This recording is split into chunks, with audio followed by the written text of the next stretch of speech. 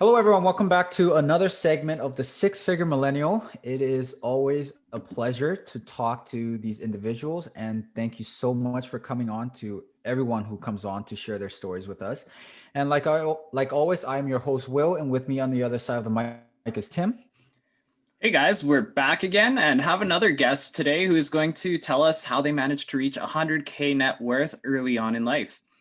Will, would you like to introduce us to today's introduce our guest to today's listeners? Yeah, for sure. So today we will be talking to Candice, who is from Nanaimo, British Columbia, Canada. And Candice actually hit $100,000 by herself at the age of 25 years old. And now she is 28 and she has a net worth of $150,000 now. Candice, would you just like to say hi and kind of briefly introduce yourself to our listeners? Yeah, thanks for having me. Grateful to be joining you from Vancouver Island. Mhm. Yeah, thanks for having Awesome. me. Yeah, thanks for coming on. It's you know what, Tim and I are always blown away by the amount of people that are willing to come on and willing to talk to two random strangers who about their finances and be so open. And I think the stories that you're about to share will be super beneficial to listeners out there who want to learn about finances and who want to be successful with their finances. So thank you so much for coming on again, Candice. Um, so let's start off with your story then, Candice.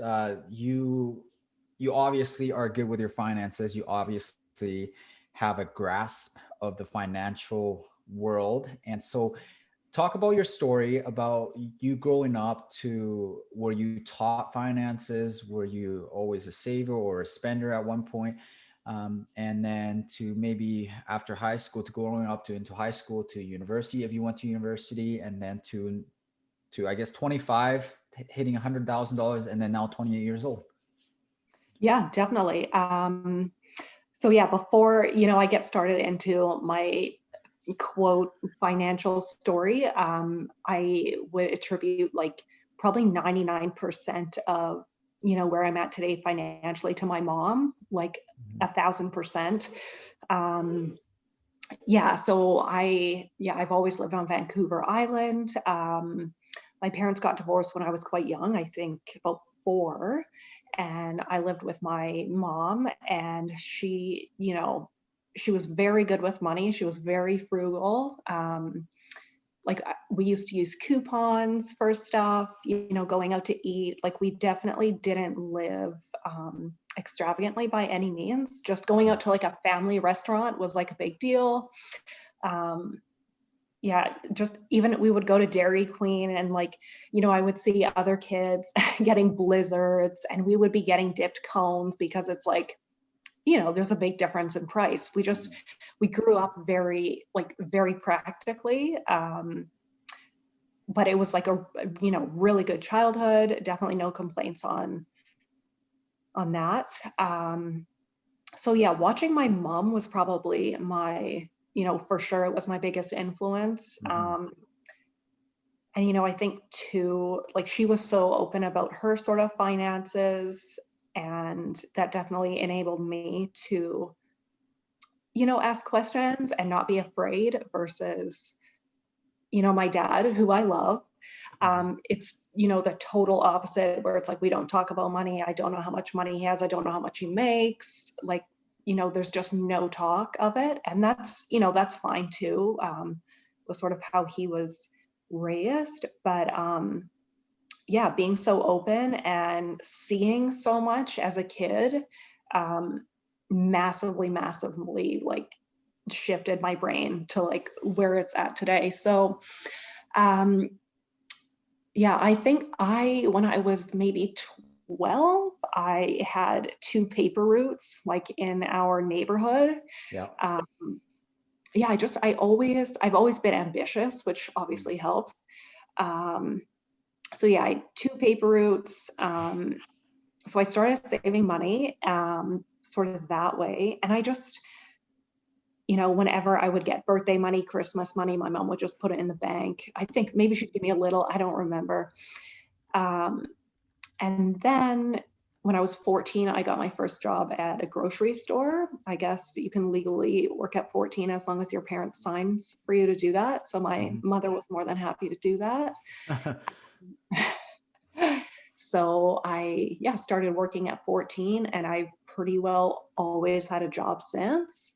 And when you're, 14, 15, 16, like, you don't have expenses, right? I think maybe the Razor cell phones were out back then, but that's about it. So yeah, very little expenses, and having sort of that saving mentality, I was just able to save a lot, really. Like, there's, but it was from watching my mom, be frugal, because other, 16-year-olds, they get their first job and spend all their money. And I sort of saw like the bigger picture of what happens when you save your money.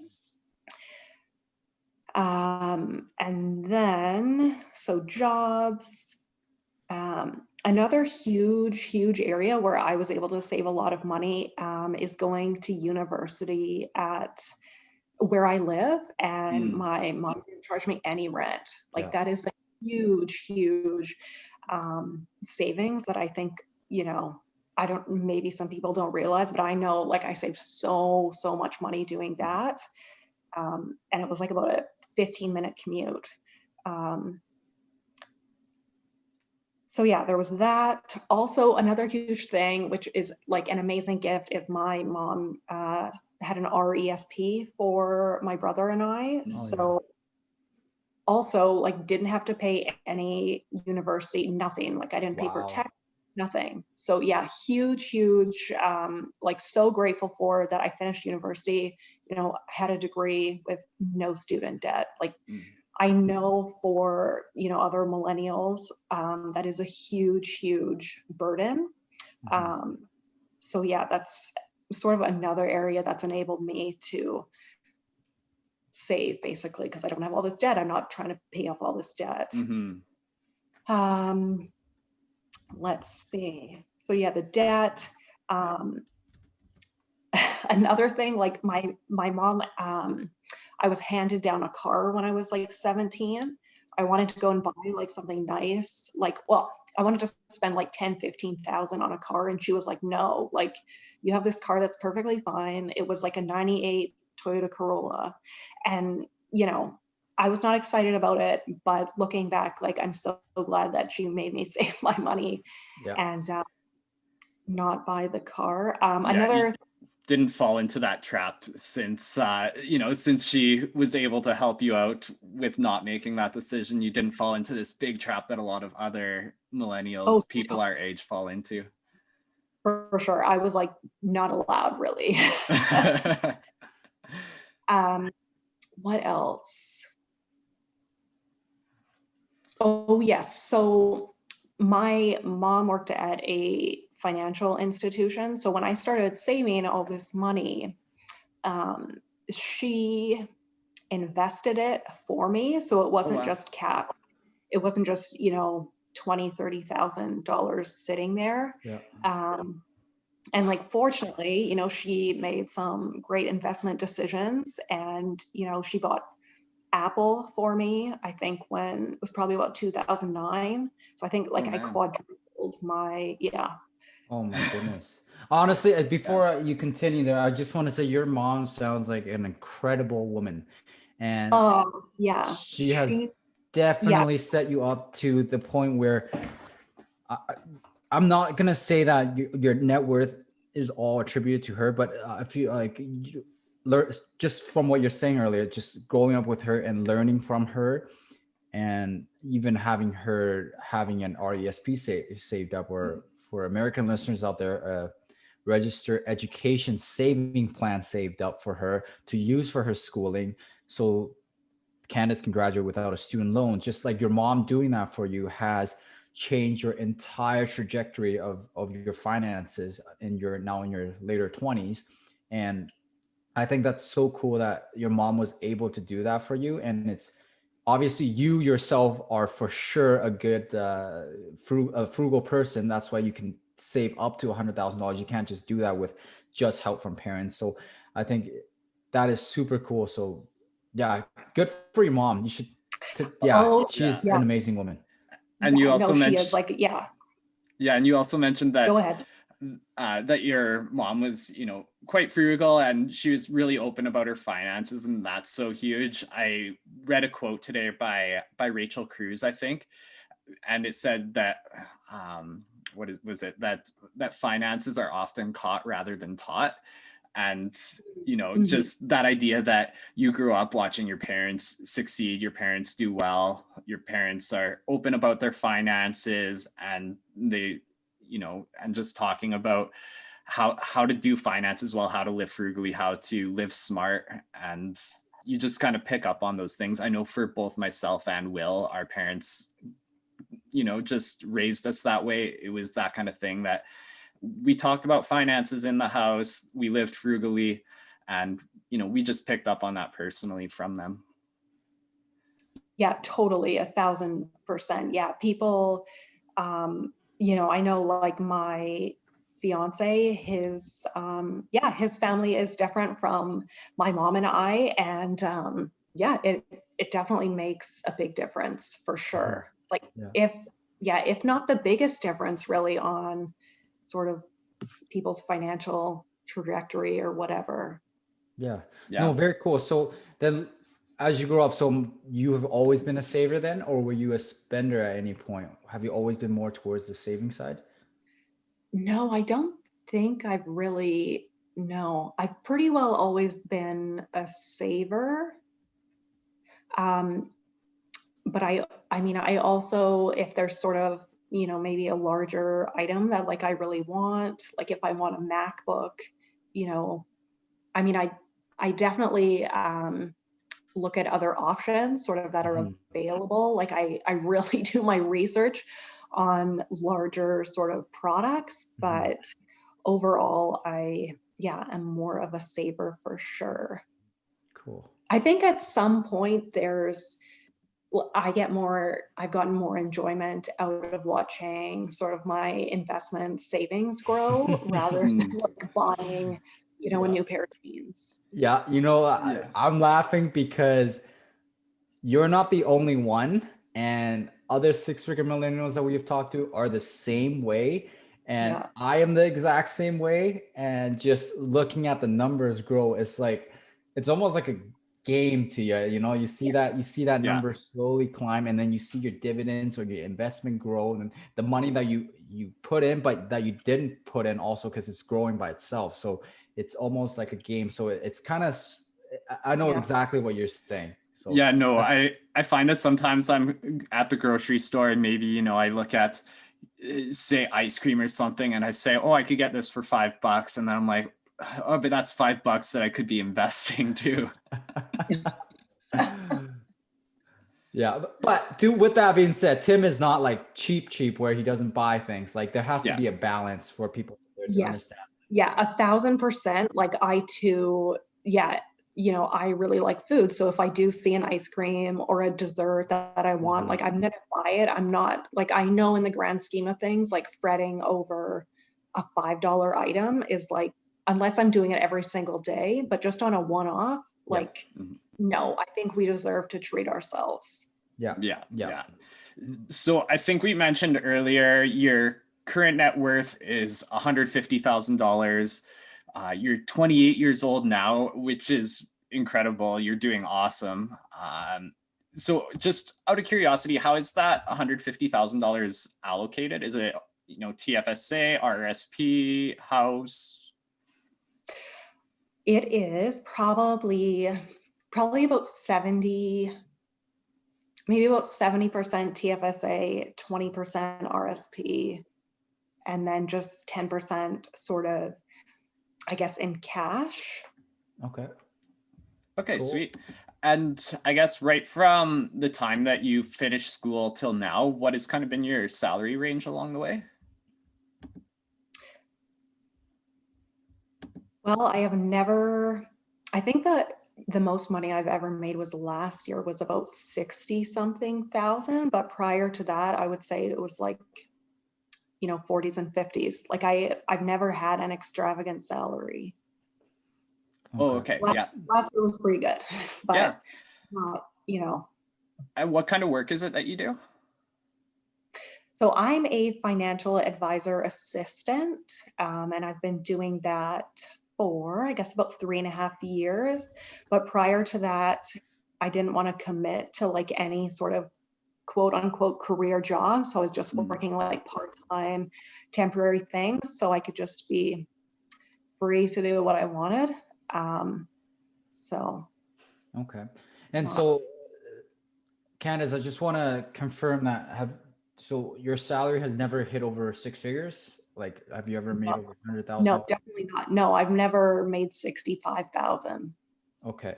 So you've never made $65,000, yet here you are with over $150,000 net worth. And for listeners out there who didn't catch what I said earlier, her finances is not combined with her fiance's finances. This is her own finances. This is her own money, that it's not combined. So the $150,000 is not two people's bank accounts combined or investments combined together. It's her own money.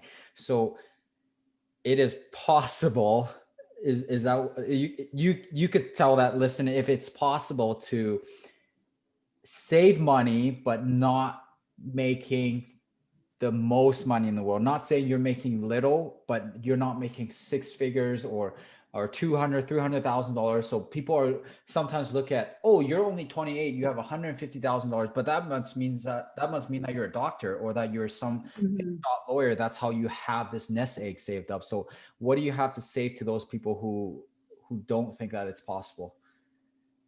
No, I mean, it's really pretty simple. You know, I sort of like what is my monthly income? And then what are sort of my big expenses? So for me, I am not a homeowner or I don't have a mortgage, anything like that. So I sort of lessen, you know, my rent and other bigger expenses. And then from there, it's like, how much money do I have left over? Mhm. And then, you know, I would say that I'm easily able to invest 30% of my sort of income, just partially due to lack of expenses. However, I do think there's sort of, you know, a financial advisor would say what I'm doing is, and I wouldn't even give myself this advice to,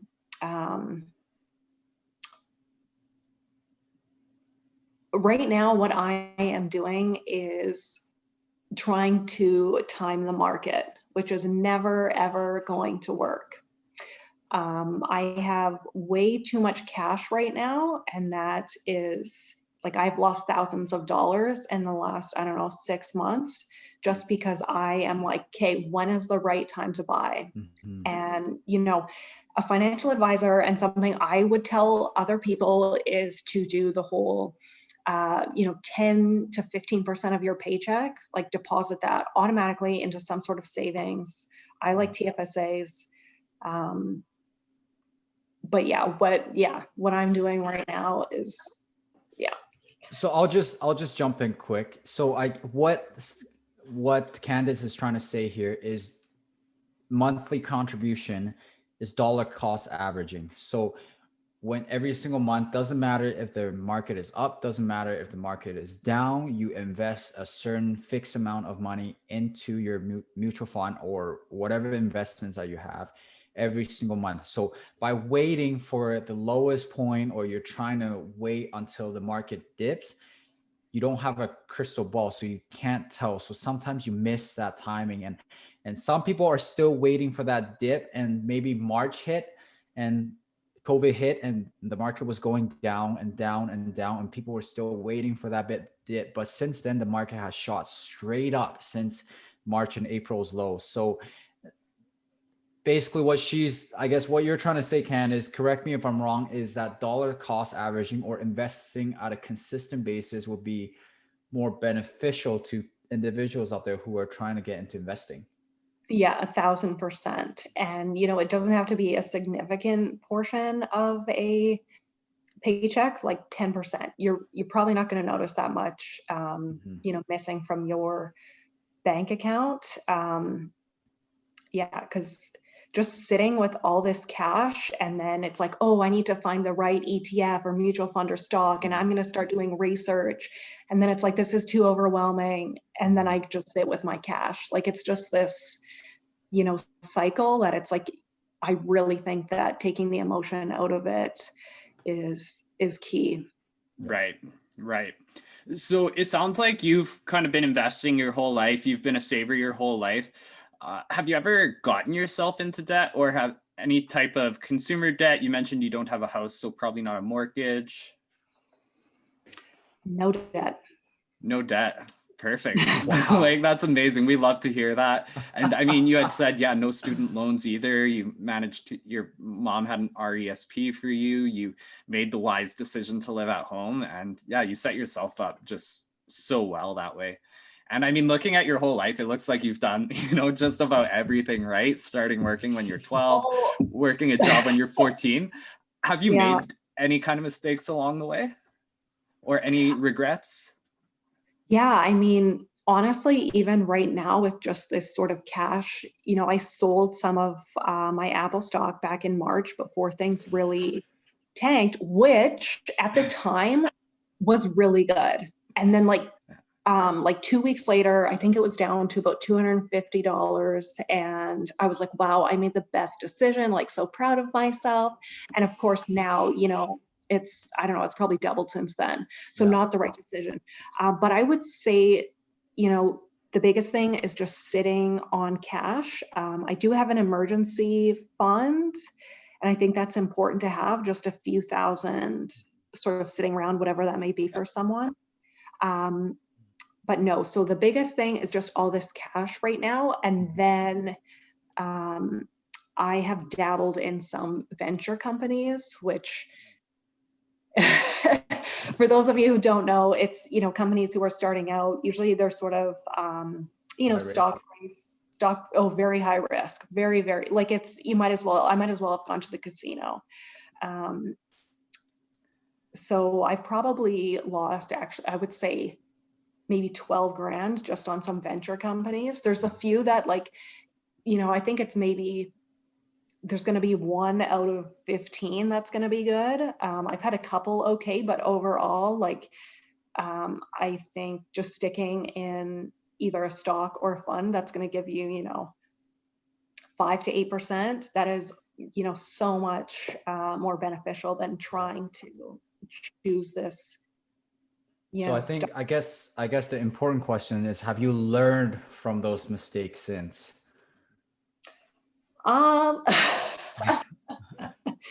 Well, the last one that I did, it was because my mom saw this guy on BNN, and the stock price was about $1, this company, and she was like, yeah, like it sounds really good. And my sort of theory was like, well, if she's wrong, I can just blame her, that like this was her brilliant idea.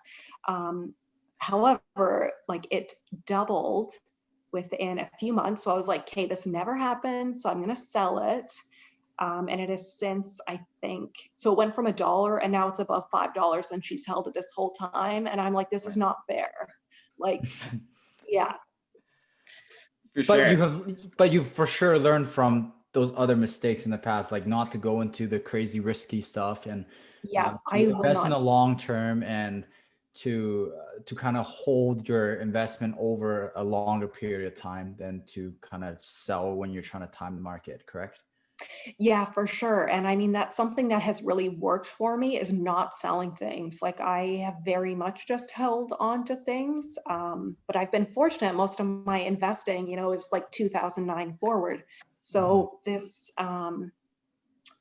this big dip, I guess, or crash was very new. But yeah, I probably should have just held on to that Apple stock, right? When you have like a super solid company, like why would you sell unless you are going to, like, you have a plan to get back in at a lesser price? Like that's the only, which again, emotional investing, right? I was like too afraid to get back in. For sure. And I guess so you've mentioned a little bit about how, you received a little bit of help from your parents in terms of your vehicle and the RESP that helped you through school. Have you received any other kind of, I guess, any other kind of income from your parents or any other source, I guess, whether it be an inheritance, lottery winnings, anything like that? Nope. And I'll remind you, the car was a 98 Corolla. It was not, Right. uh, Oh man, I have a Corolla and I love it. It just keeps going and yes, going and it doesn't yes. break down. I love it. Yeah. Yeah. Cool. So you also mentioned that you are engaged right now, which is really exciting. Yes, Have thanks. have you and your fiance talked a little bit about what your plan might be in terms of finances, how you guys might make financial decisions? Are you guys going to budget together? Will one person look after all the finances? How that might work? I mean, just a few hours ago, he said, I think the person who is more qualified should handle the finances. So, I mean, that sounds great to me. Um, So who would that but, be? oh, come on. Wait, The one who works as a financial yeah, planner or yeah. or assistant No, planner. yeah, we actually haven't totally sat down and sort of discussed like what things are going to look like going forward. But I would say sort of any purchase, above maybe $400, we discuss together, but our finances are separate. So if he wants to go buy something that's a few $100s, I'm not going to stop him.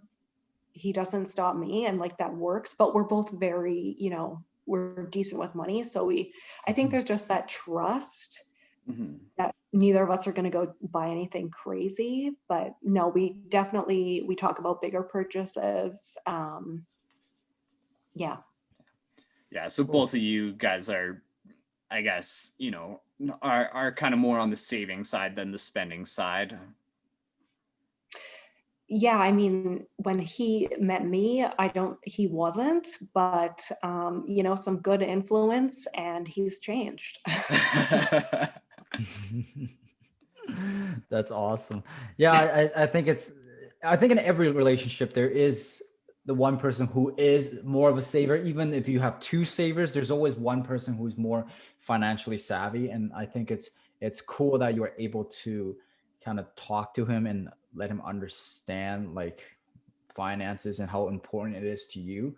Because if you have one person who just spends and spends and spends, it's hard to make that relationship work when you're so passionate about finances and you were raised like that. So yeah, so I think that's super cool. So let's jump into your, I guess, advice for other people. So your mom has given you lots of advice throughout your life, and if you bundle it all those advice into a package that you're giving it to someone who is trying to learn about finances right now, or who are just trying to learn how to get ahead in life, what would be in that package? Well, what would you share to those individuals?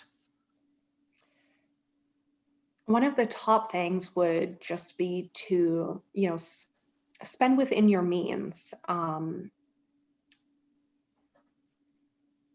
Yeah, having an extravagant lifestyle, I think in your 20s is a recipe for probably some unhappiness later. Um, so yeah, spending less than you earn. I think the biggest thing and something I, recommend to all my friends, everyone, is to save, just set up every paycheck, 10, 15, 20% into some type of savings account where you're not thinking about it. It's not a huge um, chunk out of, what you're normally used to seeing in your bank account. Um, and I think, being open about money with family and friends is helpful. It definitely Yeah. helps to have some accountability. If someone's trying to budget or, yeah, just save some money, it's hard to just hold yourself accountable to that. So sometimes having other people to sort of check in with, it's very helpful. Yeah. So sorry, just speaking on the talking about money with your family, how important do you think that is? I don't know if it's as important as just, as a kid watching your parents and how they are with money. Hmm. Um, I would say it's decently important, but I think if your parents have, sort of more of a savings mindset, that might almost be more beneficial. But it is I don't know, it's a huge help, right? Like that is all, it's all I know. Yeah. Yeah, so I guess kind of the idea that actions speak louder than words is kind of that idea there, that if you watch your parents and what they're doing, their actions with finances, that's going to speak even louder than them telling you don't get into credit card debt, them saying don't do this, don't do that kind of thing. Yeah, so that coupled with, knowing my, parent if not, doesn't have credit card debt, is investing in this. So it really is both. I'm not sure which one is Yeah. more beneficial, but they're both super helpful. Cool. Cool. Yeah. So do you have a budget at all, or how do you decide how much you're going to save each month? Well, my system right now is pretty bad because I have so much cash. Okay. So You have 150K though, so there has something is working. yes, no, like most of that, most of it has been invested. Right now is an exception. Um, let's see. Um, sorry, can you say the question again? I totally just blanked out. Yeah, so I guess the question is, do you have a budget, or how do you decide how much you're going to invest every month or every, week, 2 weeks, whatever however often you invest? Yeah, so I don't have a budget. I sort of know what my larger expenses are going to be each month, and generally I can sort of put that cash, into some type of investment. But honestly, I think it's just a habit at this point. It takes, it might take people a while, but yeah, it's just this habit that has developed where it's like, it's not a budget. It's just like the way that I live. Yeah. So for listeners out there who struggle with saving money or who are more of a spender, I would recommend you to have a budget. But for someone who is very frugal and who grew up in a very frugal family like Candace herself, she obviously her ways has worked for her, and she for sure lives below her means, and she's putting away money every single month. Even though she doesn't have a budget, she understands what she's supposed to spend on and what she's not supposed to spend on. And at the end of the day, that is very important. You can have a budget, but you can still spend over what you're making, so that budget is kind of useless. So the main goal is to spend less than you make, like what she said, live below your means. So, and I think that is the key part to do that. So it is okay that you yourself don't have a budget. And I think obviously, like I said, you've saved up a lot of money, and but for people out there who want to start getting into finances, who are trying to get their finances on board, or who are trying to get out of debt, I do recommend having a budget to understand where your money is going, kind of thing. So and speaking of that, so Candace, how do you track your spending? That like, do you have an app that you use, or how do you know how much you save every single month? Do you do a spreadsheet, or how does that work? I don't. I guess I kind of am a little bit more balanced, although, you guys say that I'm very frugal, and I am, but I also, I will, if I see a pair of shoes that are on sale, or maybe even not on sale, I will buy them. Yeah, I don't really track my savings. I just know that I know that I am being frugal, so that to me is sort of enough. Where Okay. I also, my job, I sit on the computer all day, so I can kind of look at my credit card and be like, I can see where things are going, right? Yeah. Okay. And I like to see less things. Mhm. So yeah. Cool. For sure, yeah. So, I mean, we've heard your story. You're doing amazing. Like, I mean, starting working at 12, you're killing it so far, 150K, 28 years old. So, I guess looking down the road now, 10 years, 20 years, retirement, what are kind of your goals down the road? I mean, I would like to be able to maybe even like late 40s, early 50s, be able to work sort of part-time. That Mm. would be ideal. My mom, again, um, because she was so good at, saving money, she retired at 54. Now, Mhm. Oh, yeah. she is very good at leisure, at, watching TV, playing tennis, all that kind of stuff. I don't know if I'm as, that good with the leisure activities. So, maybe I'm fine working later, but yeah, it would be really nice to have a property somewhere warmer. Mm. So I know that I have to save for that. But yeah, I'm just going to continue on sort of doing what I'm doing, but implementing a more regular savings plan, Mhm. probably something bi-weekly but yeah, and I think having sort of like an annual checkup of your finances is a good idea, of like, where was I last year at this time, and where am I today, and what's working, what's not working. Yeah. Mhm. Cool. And so, last few questions here, Ken, is we're talking about your investment quick. Do you do that yourself, or I mean, you mentioned earlier that your mom bought some investment for you and got into investment for you early on in life, but nowadays, do you have an advisor, or do you kind of do the investment things by yourself, or do you ask your mom for advice, or how does that go? How do you go about that? Because I'm in the sort of financial world, I have a pretty good idea of what I want to invest in. So I usually just do it myself. Mhm. That being said, I definitely wouldn't recommend that for the average, you know, person starting out. Yeah, so I'm pretty well my own advisor. Whether or not that works to my detriment, I'm not sure. Yeah.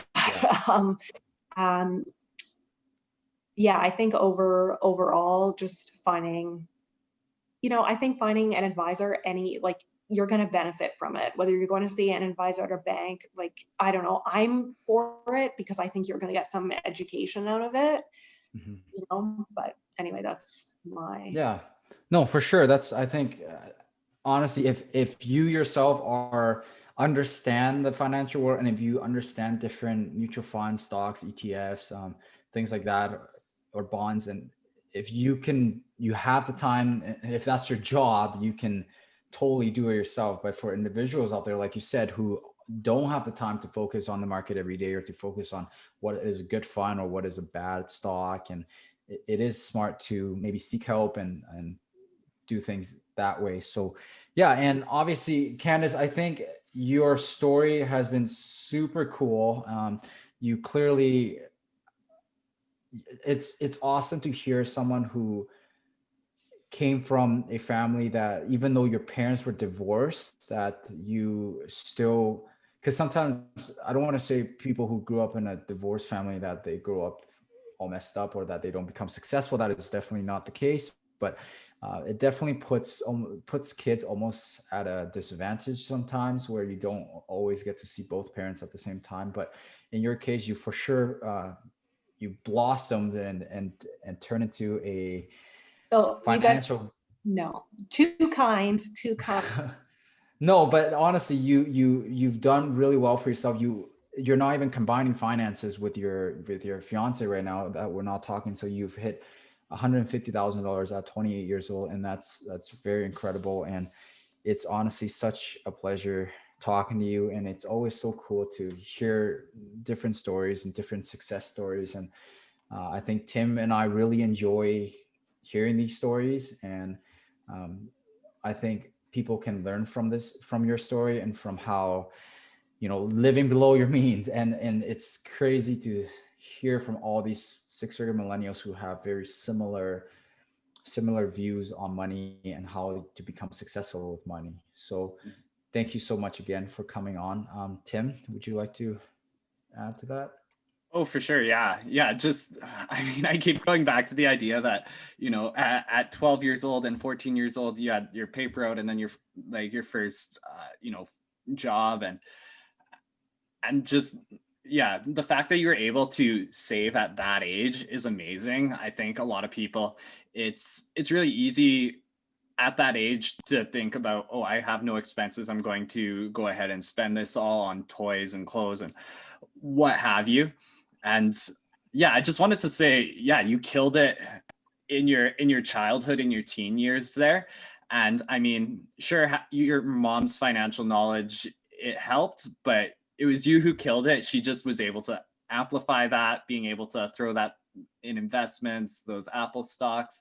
But yeah, you killed it. You are killing it. And yeah, I look forward to, hearing when you do become a millionaire. I'm sure you're on track for that. So you're both way too kind. I just want to say one thing about, like my parents being divorced. There was also like the flip side of it is that I could see how hard my mom had to work. And I was like, it was sort of motivation, I guess, it was like, I need to work hard too, so that I don't have to struggle this much. Yeah. No, that's a really good point, that your mom was a really good example for you, and it definitely showed like you're a hard worker. You said at 12, 14, whenever you started working, you've never stopped working since. So some people at 28 years old aren't even working yet. So you are you've worked for a long time. You worked for more half of your life already. So it's kind of cool. Yeah. Kind of cool to hear that. So yeah, I guess before we finish off here, is there any last tip or anything you would like to say to the listeners, Candice?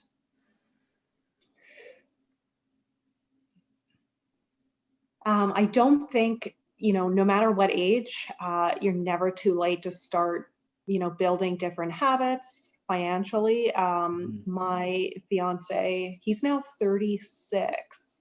So, he was in his early 30s when sort of he changed his kind of spending habits and view of money.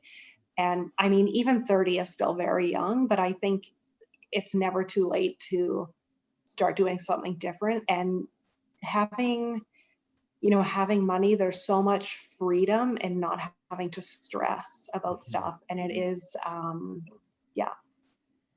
never too late to start saving. That is such a good tip, because I'm sure there's listeners out there who are maybe in their like early 40s or late 30s, or who are just like, man, I'm listening to these millennials who are in their 20s, or who are early 30s or mid 20s and mid 30s, and who are just like $100,000, $200,000, $300,000, and like, I am in debt, and how am I ever going to get ahead? And I think that's such a good point that you said there, that you can't get ahead, and it doesn't matter how old you are, you just have to start. Yes, earlier is better because of compound interest. Yes. But if you can start anytime. Yeah, for sure. Again, thank you so much, Candice, for coming on behalf of the Financial Classroom. We would just like to, say to anyone out there who is a six-figure millennial or a seven-figure millennial. I mean, if you're a millionaire, we would love to talk to you too. And if you want to come on, feel free to find us on different social media platforms, on Instagram, Facebook at The Financial Classroom, as well as you can email us at financialclassroom@gmail.com. And for anyone out there who just like our content, feel free to subscribe or leave a comment. It really helps us out. And thank you so much for joining us. For listeners out there, for tuning in. Until next time, later, guys.